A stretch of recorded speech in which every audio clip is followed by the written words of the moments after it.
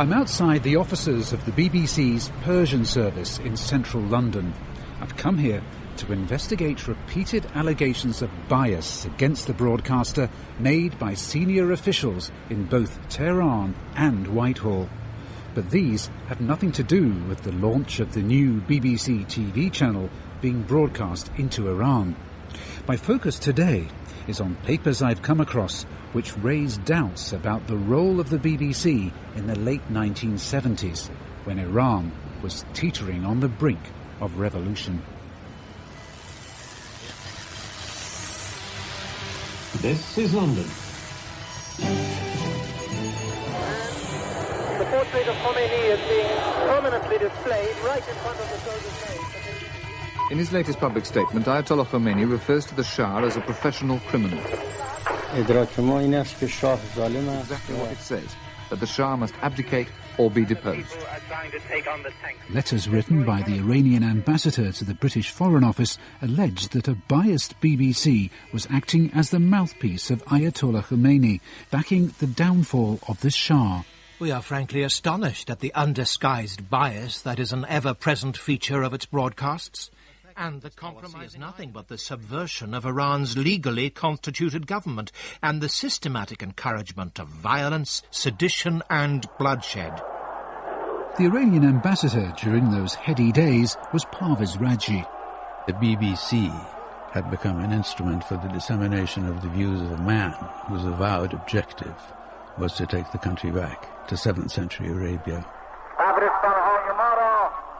However they worded it, it was coming across loud and clear as the voice of opposition to the Shah. The BBC had to be shut up. And how was that going to be done? The embassy in London was instructed to follow very closely every single utterance of the BBC Persian services and to object constantly to instances of biased reporting.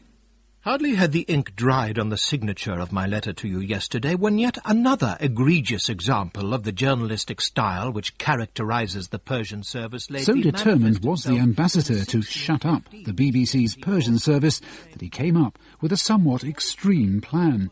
I rang up my foreign minister one evening and I reminded him that the BBC had 2 booster stations on the coast of Oman and they could sneak in one night, blow up these booster stations, and of course this would give us a respite during which the BBC would be quiet. How much damage do you think all this did to the Shah's chances of survival?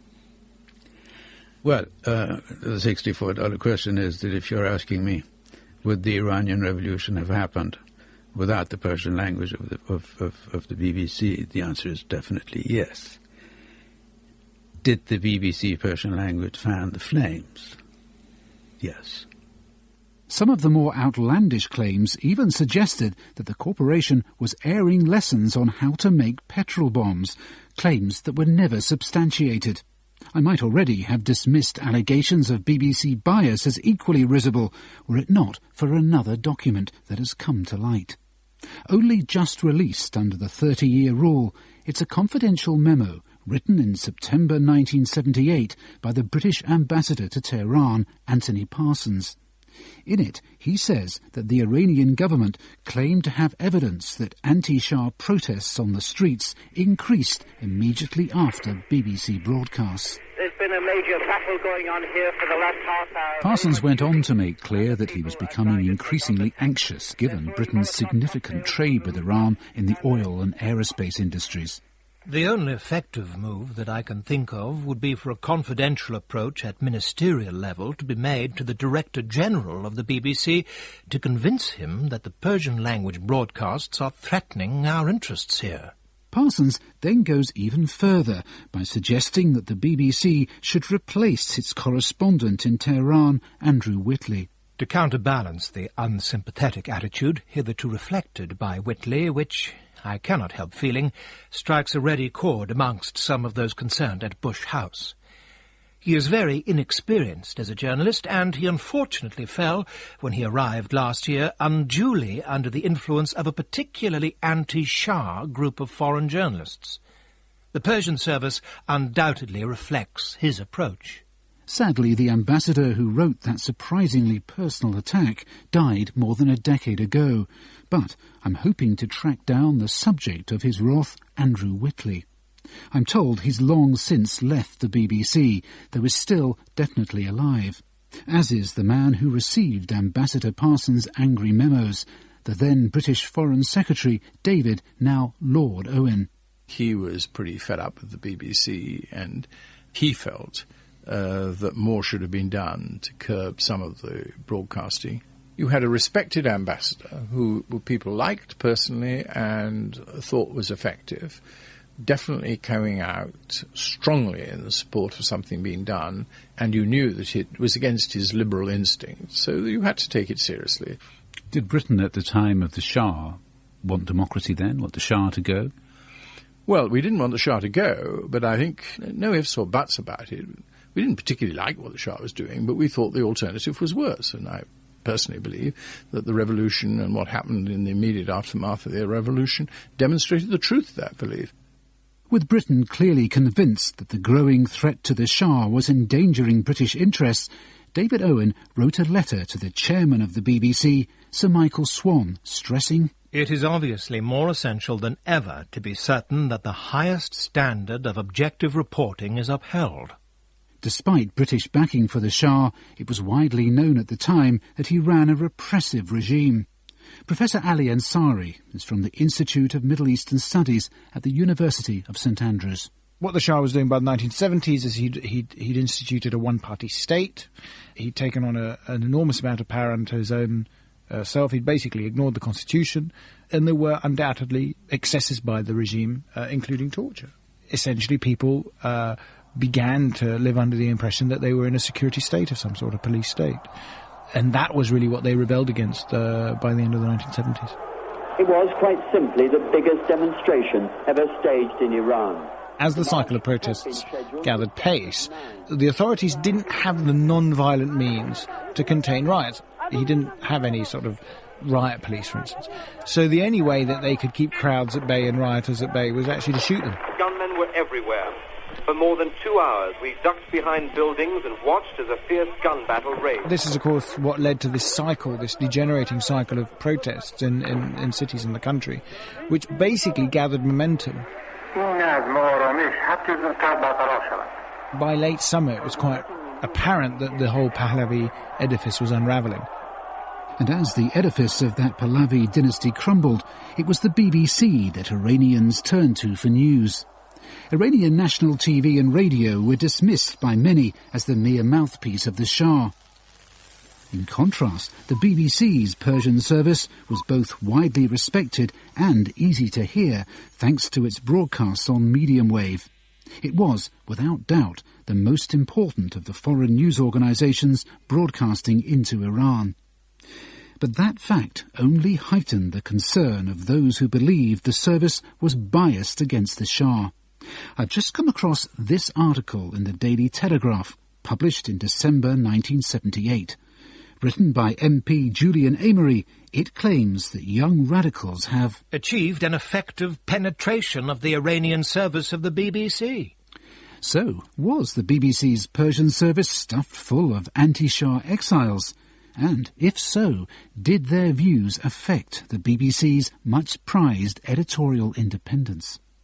Bakr Moin went on to be head of the BBC Persian service, but back then he was a programme assistant. Most, not all, were not pro-Shah, or if anything, they were against the censorship, against the restrictions that were in the country. It was a common issue, especially among the Iranian students and the Iranian community. Can I just ask about yourself, though? Your father was a cleric. Did you have sympathies with the Ayatollah at that time? I wasn't in favour of the Shah, but I never really campaigned. I never was politically active in any sense of the word. I mean, the BBC was really very careful not to have anybody active in politics to be participating in the programmes of the Persian service. But in your heart, were you pro-revolution? I was pro-revolution, yes, like everyone else in the country by then. However, it didn't really affect the way the programs went out because we're under great scrutiny by everybody inside the BBC and outside the BBC to see what we are saying. My research at the BBC's written archives in Caversham confirms the sheer volume of criticism that was being directed at the corporation. I've seen worried letters from major companies like British Aerospace, as well as one from Margaret Thatcher's parliamentary private secretary, soon after the then opposition leader visited Iran. It is hardly necessary to stress the political consequences which could follow if reports continue which are judged to be biased and inaccurate in their presentation.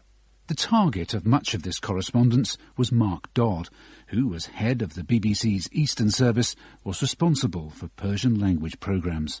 There was pretty intense pressure. Of course, he came from many quarters, and British businessmen, very often backed up by politicians, felt that the BBC should not do anything to disturb the commercial possibilities in Iran. Can I read you a document here? This is from the Foreign Office. One almost gets the impression that the overseas services are after, and I'm quoting there, the Shah. Were they? Of course not. We don't. I mean, the BBC of those days, certainly, and I'm sure it's the case now, don't have private vendettas about people to whom they talk throughout the world. I mean, part of it may have arisen because of the Shah's own deep-seated belief that the BBC was after him. And I do think that is quite a strong element in the way Iranians tended to confuse and conflate the fact that something had happened, therefore it must mean that the messenger was involved in being responsible in some way. The expectation to treat things professionally was so strong and so pervasive, I don't think we did anything other than what was proper at the time or could have done. Subsequent inquiries involving both the BBC and the Foreign Office found no evidence of anti-Shah bias in broadcast by the Persian service or any other sector of the BBC. However, aside from the allegations of bias, there's the claim that the BBC was not simply reporting the news, but, wittingly or unwittingly, helping to shape it. An example of this, according to some from the time, was an interview one of its reporters carried out in Paris with the then exiled religious leader Ayatollah Khomeini. It was to be the only radio interview with the Ayatollah to be broadcast inside Iran by the BBC during those volatile days of late 1978. The impact was marked. Dr. Abbas Milani, who's now Director of Iranian Studies at Stanford University, was then an active opponent of the Shah. It was the first time that Khomeini was heard on a wide basis. During that time, the only way to hear Khomeini himself was to get one of these underground tapes. This time, it was Khomeini in an interview, and it was Khomeini on BBC. I can't imagine that there was anyone involved in the political movement who did not either hear of the interview or hear the interview itself. There was nothing that afforded that character more legitimacy, more national and international authority than being interviewed by BBC in the manner that that interview was done. When Khomeini was put on the BBC and the tone of the interview was polite, the talk of the street was that this now puts the final seal of approval on Khomeini as the leader, and it finally indicates that Britain has broken with the Shah. The Shah is a goner. So revolution was on the way. The revolution was definitely on the way, and the future king had already been crowned by Her Majesty's MI6. So, was this BBC interview planned as the coronation it turned out to be? Well, I've managed to track down the man who conducted it, David Perman. He insists that far from anointing